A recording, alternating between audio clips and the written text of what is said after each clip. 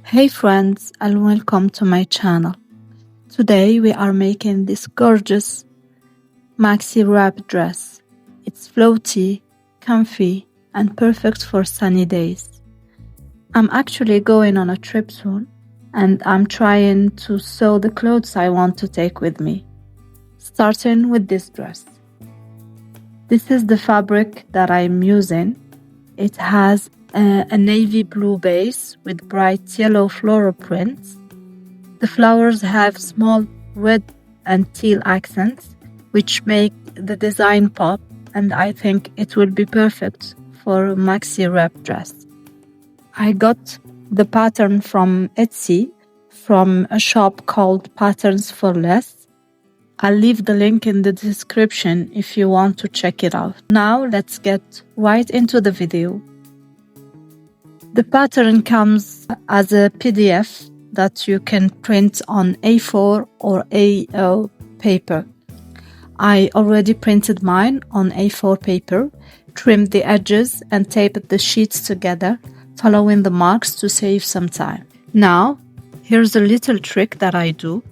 Instead of cutting the assembled paper pattern straight to my size, I place a clear plastic sheet over it and trace the size I want.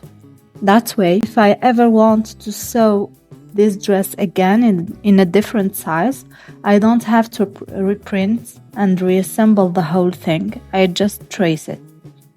Of course, if you don't mind printing the pattern every time you need a new size, you can skip this step and cut directly into the paper. I started by laying my fabric folded in half, wrong side up, and making sure the grain line was aligned. Then I pinned down my pattern pieces. I always like to play around and rotate the pieces on the fabric until I find the perfect layout. I started with the bigger pieces first, and then with the leftover fabric, I cut out the front and back bodice pieces. Since I had quite a lot of fabric, I was able to cut the back skirt piece on the fold, which means I didn't have a center seam at the back, and honestly, I love that little upgrade. Now that all my pattern pieces are cut, let's move on to sewing. First, I sewed the darts on my front bodice. For nice darts, you always want to start from the outer edge and sew toward the tip of the dart. Don't backstitch at the end, just tie a little knot instead. Once the darts were done, I pressed them down nice and flat, and then I went ahead and serged all my raw edges so everything was clean and ready to go. After that, I assembled the front and back bodice pieces at the shoulder seams. Then I sewed the right side seam closed. On the left side, you need to leave about a 2 cm opening for the wrap tie to go through. I pressed my seams open and also top stitched around the opening so it looks neat and secure. Since I didn't have a center seam on the back skirt, I skipped that part and went straight into attaching the bottom ruffles to both the front and back skirts. After stitching them, I pressed the seams down. Pressing is so important. It honestly makes your garment look professionally done. Next, I attached the front and back skirts together at the side seams, and then I joined the whole skirt to the bodice. For the neckline, I moved on to making my bias tape. I used a bias tape maker for the very first time, and you can actually see me struggling a little at the beginning. It definitely has a learning curve.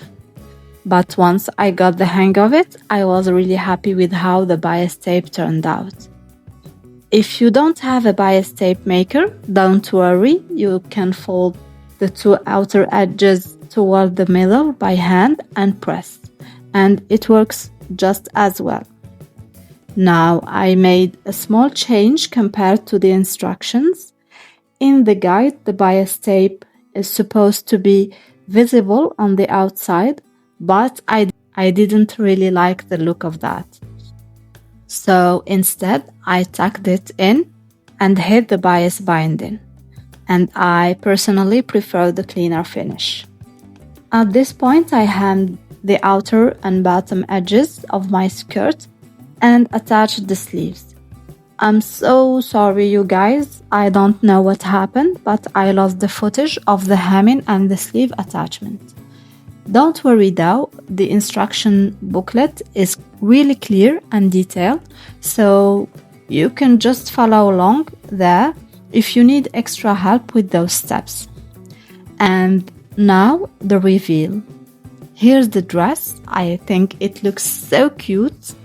I'm absolutely in love with this pattern. It's comfy, flowy, and just perfect for my trip.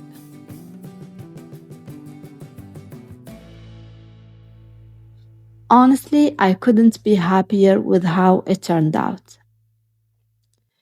Before I finish, I just want to give you a little feedback on the pattern and instructions.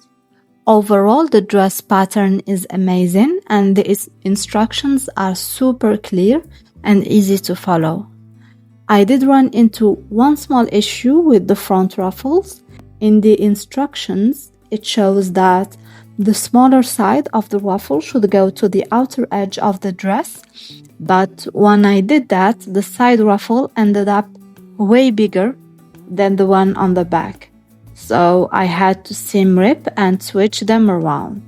Put in the smaller part of the ruffle next to the back ruffle instead. That fixed the balance perfectly. Another small note is that the bodice length is a bit too long. If you have a shorter torso, just keep that in mind and maybe shorten it a little to get the best fit. But honestly, other than those small adjustments, this is a fantastic pattern, and the best part, it's totally beginner friendly if you're just starting out with sewing. The only slightly technical part is the bias tape, but even that is doable with a bit of patience. I love how comfy and flowy the dress is, and I can't wait to wear it on my trip. So that's it for today's sewing project. I hope you like the dress and maybe try it out. Until next time, happy sewing!